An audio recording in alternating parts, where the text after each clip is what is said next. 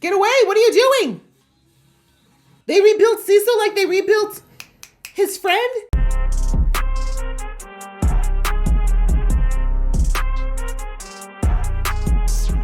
Hey guys, it's your girl Aisha, aka GeekXX Chic, and we are back with another reaction to Invincible. We're on season 3, episode 2, which is called A Deal with the Devil. So in this series, there's so many people that could fit that description, so I have no idea who we're talking about. But anyhow, in the first episode, we hit the ground running. Mark is training, trying to get stronger and better so that he can potentially go up against any Viltrumite threat that shows up. He also discovered that Cecil has been keeping a few secrets from him as far as how he runs operations, and he's not happy about it. And he also discovered that Cecil is putting in countermeasures to keep Mark from ever doing something to him. Oliver has his powers, and Debbie has agreed to allow him to train under Mark to start to understand how to use his powers. And there seems to be some kind of secret sect or something going on right now. We saw a man wearing a certain kind of ring inside of where Cecil is there in the headquarters, who seem to be keeping an eye on Mark. So I'm not sure what that's about, but that's happening. And other than that, we see that the Guardians almost got taken out again by Seismic, but they managed to barely contain that. So that's kind of where we are. Things are slowly starting to come back together with the team, but I have a feeling that it's far from being smooth sailing from here. So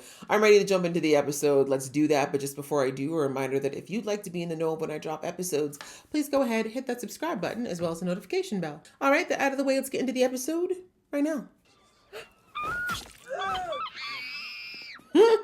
The circle of life.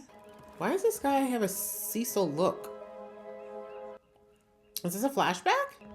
That is definitely Cecil, but his hair is blonde. How long ago was this? Get out, all of you. Now! But there's a peace sign in here, and she said namaste. Just take it.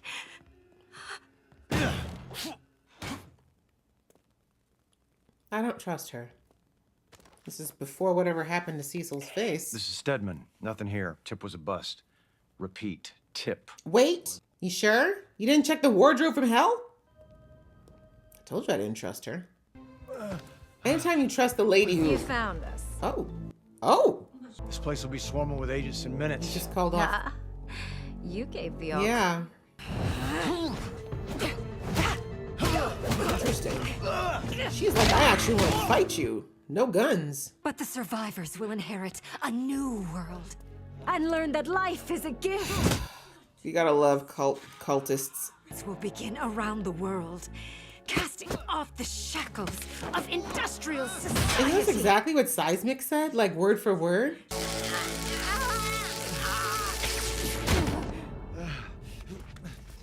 Maybe get your gun, because I feel like for someone like her is not going to stay down long. I knew who you were the minute I walked in. Thank God. On this plane is only a distraction. What the hell are you doing? They're going to set it off, Cecil. Why would you tip them off so early? Never keep us from our destiny. Oh, this must be what messed up his face. Get away! What are you doing? Help him, quick! So they rebuilt? They rebuilt Cecil like they rebuilt his friend? The guy who's basically a cyborg? That makes so much more sense. So he's basically a bunch of nanobots. A fraction of what it would have been. Exactly. We won, Cecil.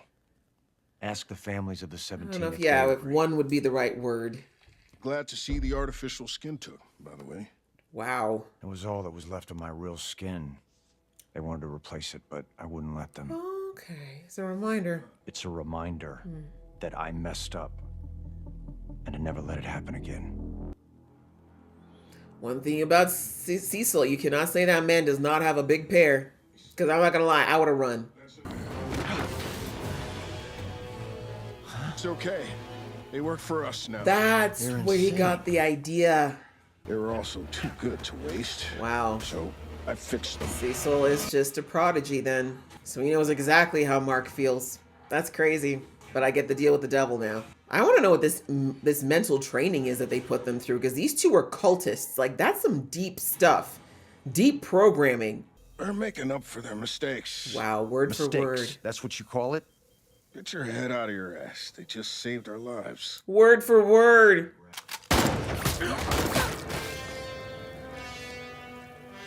I don't work with criminals. Wow, I wonder what made him change his mind. Probably Nolan. Wow, he served time? Oh. Is there room for two? His last cellmate left in a bucket. Maybe he's someone who likes to talk. Hi.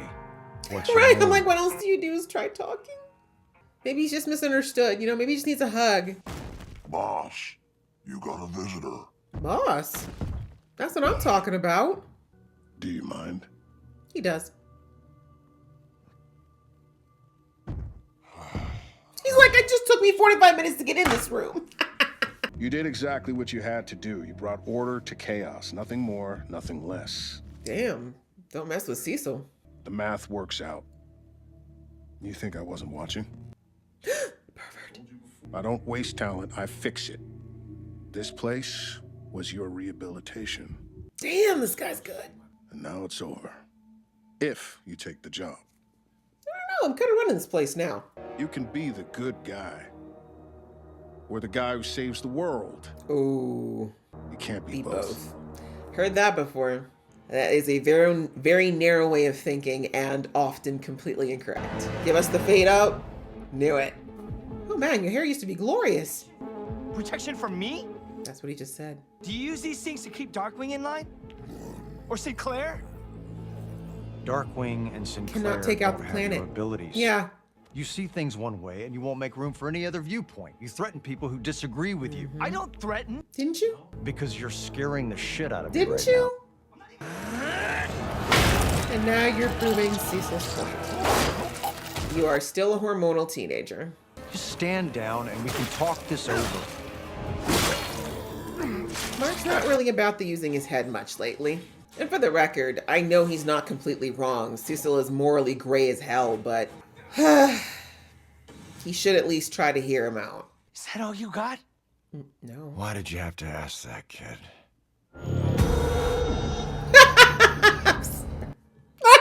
How much time you got today, Mark? And you also forget that this man knows where your family lives. Don't do this. I'm not the one who's gonna get her. I knew he was gonna say you said can't. Don't do threats. Well, people change. Yeah, clearly. Knew that was coming. Not that earpiece. The one we implanted when you were in our hospital. the Oh, one yeah. too deep to reach. Not without killing yourself, right?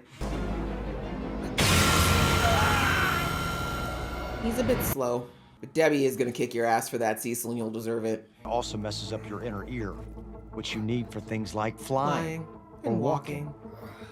Not vomiting. And after what your dad put us through, you're goddamn right I did. I don't agree, but I understand. I think Adam Eve can probably get it out of him though, right? That explains why this whole thing in the beginning explains how Cecil can do what he does. Oh, not the mountain again. Bad memories there, hey pal? Oh, Mark. But didn't I say this? I said this in the last episode. Mark is not okay. He's not okay. He needs help, like psychological help. We're not having this argument here. I'd like to hear what Invincible has to say. This isn't a democracy, Bulletproof. You're coming back to the GDA with me. This isn't working, Cecil. Just let him talk it out. Cry! Oh my god! What This the makes hell? me feel very uncomfortable. Oh yeah, the Martian's like, as the only other alien in the room, I don't think I approve. It didn't have to be this way, Cecil. Getting a little too authoritarian here. It doesn't work with teenagers.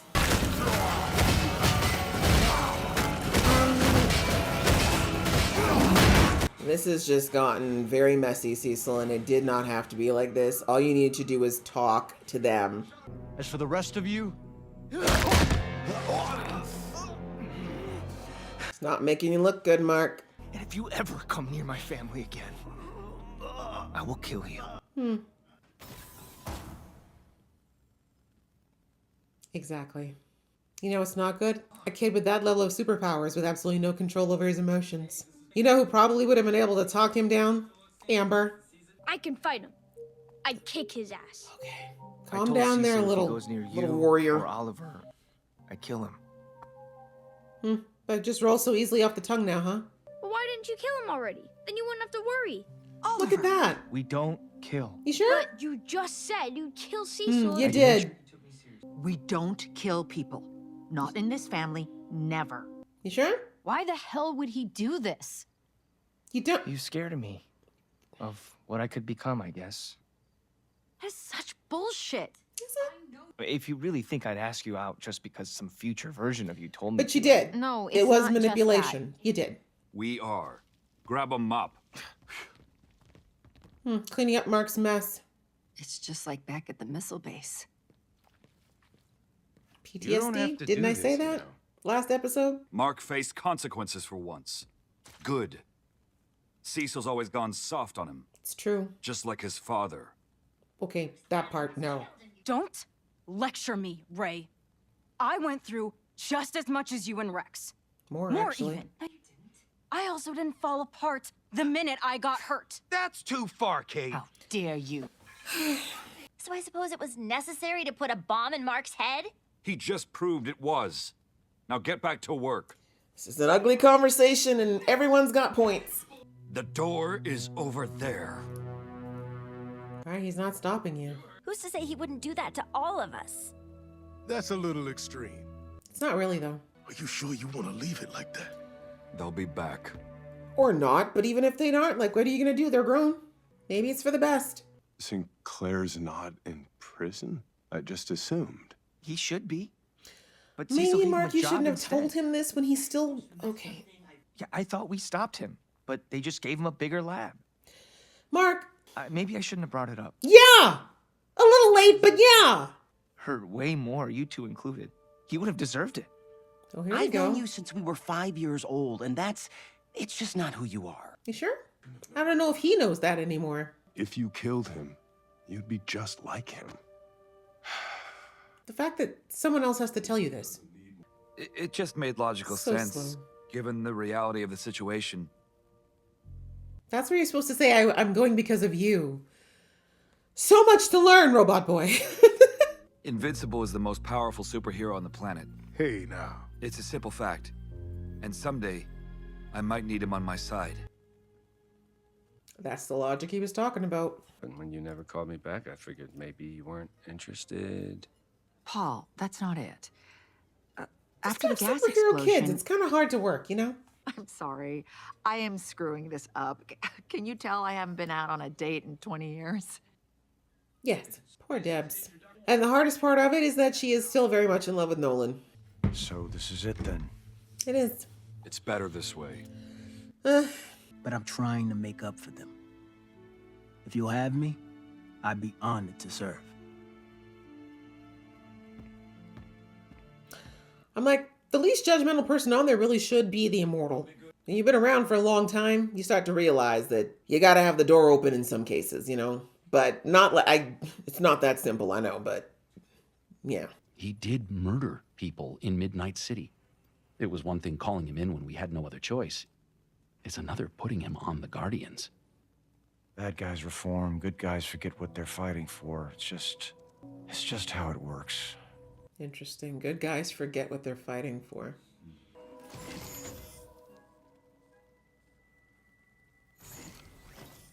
Hello, everyone. As you were? My name is Donald Ferguson. I'll be your number one. One of them. No match in our system, sir. We don't know who this is, or if they're friendly or not. The rival of Nolan? Protocol says we send in the Immortal first, ask questions later. We don't know his intentions yet, Donald. Yeah, and the mortal would have died. Again. And sir, what if he's hostile? And Christmas comes early, and you all get that new director you wanted. Oh, spicy. But like, I didn't tell him that. Did you tell him that? Because I didn't tell him that. Not gonna lie, I kind of miss Nolan's ass. A little bit. I haven't seen him yet at all. Hello, alien with your standard issue mustache. All that crap you said about the World Betterment Committee. Talk about a fairy tale. You don't get something for nothing in this universe. What do we do, sir? He's always known. So we'll let him help. As long as he saves lives, I don't give a damn about his motivations. Right. But track his movements. And also, how do we stop him anyway? We'll figure out why he's really here. Right away, sir. Unfortunately, you figured that out a little too late. Darkwing will be fine, Donald. Just leave it be. And Invincible. That's a good question. We can be the good guys, or we can be the guys that save the world. You can't be both.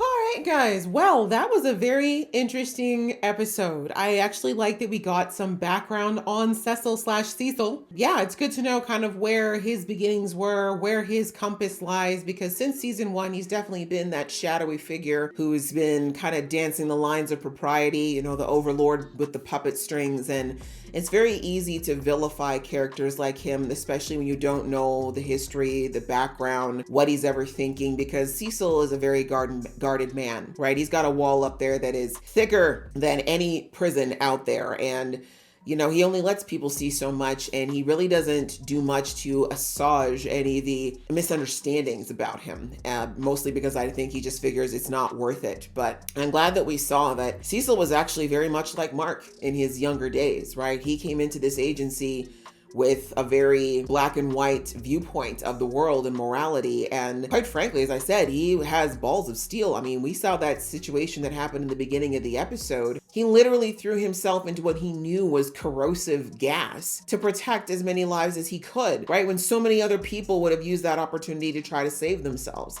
So he was definitely, you know, as I said, the kind of person that I think Mark would have probably looked up to in his youth. But then we see that the director before him basically was the one who, I guess you could say, created the mold that Cecil eventually pushed himself into and kind of filled in. And not necessarily, I think, because that was his initial plan. We see that he was very much giving the same arguments that Mark did around morality and how wrong it is to do certain things. But we see that the former director gave the line of, you know, you can be the good guy, you can save the world, but you can't do both. And that is a line that has been around for a long time. And, you know, it's something that's been used many times when it's in reference to the agencies that exist in this world that are, I guess you could say, operate in the shadows or do things that the general populace does not know about and probably never will, because, as I just said, they go by the motto that there are dark things that need to happen in order to maintain what we know to be world peace or order, whatever it is that, you know, that we think is going on right now. So it's something that was kind of put through to Cecil. We see that he rejected that idea in the beginning, but then he was manipulated, quite frankly, by that old director by putting him into jail for taking out the twins there that he knew were cultist killers. And really, he thought it was his punishment, but really it was because the director knew that the way Cecil's mind worked, he would either sink or swim in that situation. And we see that Cecil, within 3 years, he had the prison cleaned up and he had the baddest guy in the room working for him, right? So that basically showed him that, like, he has a skill. And I think that shows that, again, that Cecil's not only did he have this really strong moral compass and this bravery, but he also had an amazing mind for organization and management. And so I understand why he was selected to be the successor. But to do that job, to take it, we see that his former mentor basically was like, you can't do this job, or you can't help the amount of people that you think you want to help by just being this purely moral person. You're going to have to cross some lines and operate in areas that are not morally conclusive. And so we see that Cecil did eventually take the job. We didn't really get a lot of, like, they didn't show us kind of what his thought process was or what made him decide to change his mind, because we see that, you know, he wasn't really having a hard time in prison. I mean, outside of the fact that he was locked up, he had an office in there, you know what I'm saying? Like, he was doing okay. But I do wonder kind of what Cecil decided was his tipping point to be like, you know what, let me do it. You know, but my guess, it has something to do with the fact that the things he said to Mark last episode, I don't think were just lines. Like when he said to Mark that, you know, you did what you did to Angstrom because you were trying to protect people. I'm doing what I'm doing because I'm trying to protect people. We just disagree on the method, right? And so I think that's kind of the justification that Cecil's been going with, is that he knows what he's doing is wrong in some cases. He knows that these things are not the way that he would like. He knows they are definitely not morally clean, but he feels like the greater good outweighs these lesser evils. And people could have the longest moral debate about this, and it's never going to be the same answer from the same people, different people depending on your background, your environment, the way that you live your life, what you're seeing, all these different factors can definitely affect the way one would see what's morally right or wrong. So there's no universally justified answer.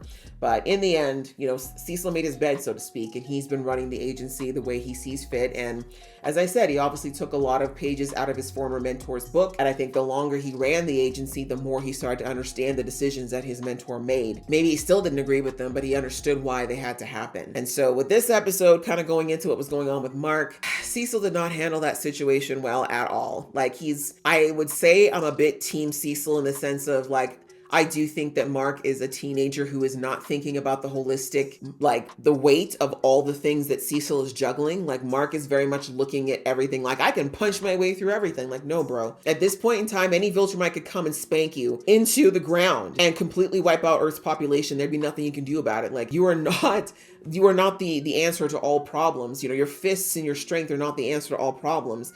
So much more is going on in the world, and you just get the luxury of worrying about your little piece of the corner of the world because Cecil lets you have that, right?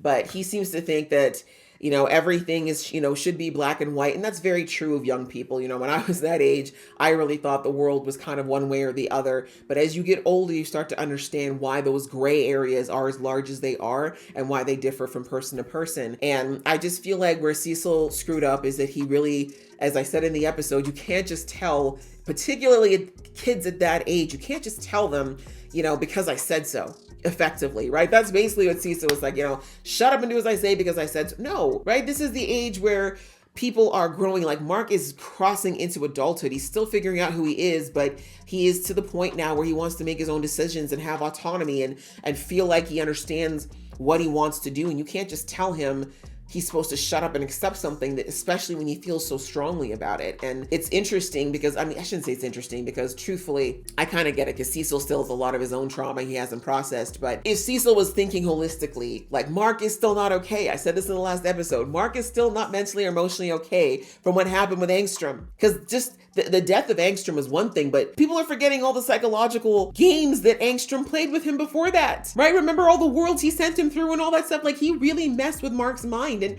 he hasn't healed from that. He hasn't begun to process that. Even the trauma of having that Viltrumite threaten Amber and him basically being absolutely helpless to stop that. He has all that trauma that he has not even started to unpack. And then if we go beyond that, he still hasn't unpacked the fact that his dad almost beat him to death and then ran away. And then he went and found out his dad had a new wife. And then he had to fight for his life again. And then the last time he saw his dad, he almost looked like he was dying. And then he had to come back with a new... You get my point? Mark has had so much happen in such a short amount of time. And he has not taken any time to actually mentally and emotionally deal with how that makes him feel and how that's affected him. And so he is a ball of raw emotion and nerves right now, on top of just being a teenager whose frontal lobe, yes, he might be physically an adult, but there's still a lot of development that still hasn't happened up here, right? So there's just so much going on. And if Cecil was really being a little bit more vigilant, he would have recognized that Mark is volatile at the moment, yes, but he can be reasoned with, right? And if he couldn't hear it from Cecil, then he should have gone to someone that Mark can listen to calmly, like his mother, right? He could have gone to his mom and said, listen, because, Deb doesn't like Cecil at all, but I'm sure if Cecil went and sat her down and said, hey, Deb, here's the situation, she might have been more open to at least figuring out a way to talk to Mark. Now, don't get me wrong, she never would have been okay with the thing that Cecil put in his head. Yeah, no, I don't think she would have been okay with that. But the rest of it, she would be more open to hearing why Cecil is putting precautions in place, right? Maybe not necessarily for Mark, but if he framed it for Nolan, she would definitely understand. You know what I'm saying? But all my point is that trying to bully Mark into listening, trying to bully any teenager into listening never goes well. In my experience, I've never seen it work well for somebody. It usually makes them fight and rage harder against it. And that's exactly what Mark ended up doing, right? He got less and less reasonable, less and less willing to listen to anything. The angrier he got, and the more that, Cecil kept pressing that button, trying to basically push this kid into a box. And it's beyond that. Mark is beyond the point of being able to physically suppress him. And that's not the way to get through to him anyways. So that was handled poorly, not listening to Mark, not trying to calmly talk to him. When Mark was saying, hey, what's going on with this? I want this ended, blah, blah, blah. Cecil could have at least said at this point, okay, look, Mark, I understand that you've got some concerns. They're valid. like validate what Mark is saying, because it is true, and say, but can we please talk about this? Will you give me the opportunity to explain to you why I've done this? You know what I'm saying? Like, treat Mark like he's got intellect, because he does, right? He's not listening to it too much right now, but it is there. So anyway, he screwed up there. And then when he, everything moved to the Guardians headquarters, it was a mess. That whole situation was such a mess because on the one hand, yes, they saw that Cecil is capable of doing very shady things to them and not, talking to them about it or letting them know about it. But they also saw that Mark is out of control and he can lose control. When he loses control of his emotions, he's highly destructive, right? They've never seen that man just punch through something like that. Like a person, right? I know these are not really people. The robots are not, what do they call them? The Reanimen are not like people, but you get the point. We saw their faces. They clearly know that Mark is a problem. And I completely understand why the Immortal is very much taken aback because, he's the only one who knows what happened when Nolan actually let loose. But digressing. So that whole situation was a big mess and Cecil really could have de-escalated that a lot, or tried to de-escalate that a lot faster, right? Because he would have probably still had the Guardians on his side if he had explained, if he said, listen guys, I'm gonna let Mark go, let Mark say his piece, and then please let me say my piece, and then you guys decide for yourselves. Because I'm pretty sure that with how mad and messed up Mark was in that moment, Cecil could have spoken more reasonably and made a case that the Guardians would have listened to over Mark in that moment. Do you know what I'm saying? But anyways, Cecil just was very emotional as well. I think it's the first time we've actually seen Cecil quite emotional about anything where this whole situation is concerned. And I think it's because he sees so much of himself in Mark, right? And I love that they showed in that flashback that a lot of the things Cecil was saying to his former director were word for word the kind of things that Mark was saying to him last episode, right? So Cecil sees himself in Mark clearly. And that's why I think he was being so emotional about handling this situation, because I'd almost venture to say that him using that, the sonic sound or whatever inside of Mark's head, it was almost like what Cecil's had to do to himself all these years to suppress that guy who was so morally, strict all these years. Like that person doesn't just disappear, right? That person is still inside of Cecil, but he just, basically pushes a button inside to tamp that guy down every time he's got to make a morally, gray or morally wrong decision and say that, hey, it's for the greater good, right? It's because we're saving the world. We're not trying to be good guys, right? So anyway, things didn't go well is the point, and we see that the Guardians are now split effectively, right? We have the vast majority of them that left, and the only ones that stayed were a handful of the OGs and of course our Martian. So Cecil's basically like, we'll just hold more auditions. We don't know where the other ones are going to go, but I thought Rudy made a very good point where he said, look, the main reason I'm leaving is because I don't want to be on the wrong side of Mark if he actually does turn around and snap one day, right? And I can't blame him. That's very, very smart that Robot said that, because I think he's been thinking for a long time of what happens if Nolan or more Viltrumites come back, because he knows they can't physically fight them. So the best bet is to stay on their good side and hope that they don't kill him while he figures out a way to take them out, right? So strategic, very smart. And I see why he did it. Also, of course, he is following his heart as well. But yeah, so that's kind of the situation now. If anything happens, anything goes down, they're going to have to figure it out on their own. But I do think they're going to face some challenges because there's all the people who have organizational and leadership skills are still with the Guardians. So you have a bunch of teenagers who are hormonal and angry right now, who are supposed to be trying to lead themselves. So we'll see how it goes, because Robot is smart though. Actually, take that back. I forgot. Robot is with them. So if they listen to Robot, they might do decently, but they don't have the resources that they used to have. And we'll see what happens of whether or not, Cecil's going to let them kind of, sit out there and hang to dry, or if he's going to just kind of still support them because, helping them help people should be the objective, right? So anyway, we'll see what happens with that. And yeah, we're just going to see where things go. Like, things are quite messy at the moment. It does make me think that Cecil must have a few backup plans. I mean, it looks like Robot is going to be able to remove that implant from Mark, but if I know Cecil very well, that is not the only option that he has, right? I'm pretty sure he's got that sound in a few places around the world and in ways to launch it to, try to stop Mark if necessary. But yeah, now that Mark knows it exists, he definitely is going to be probably a little bit smarter about trying to avoid it in the future.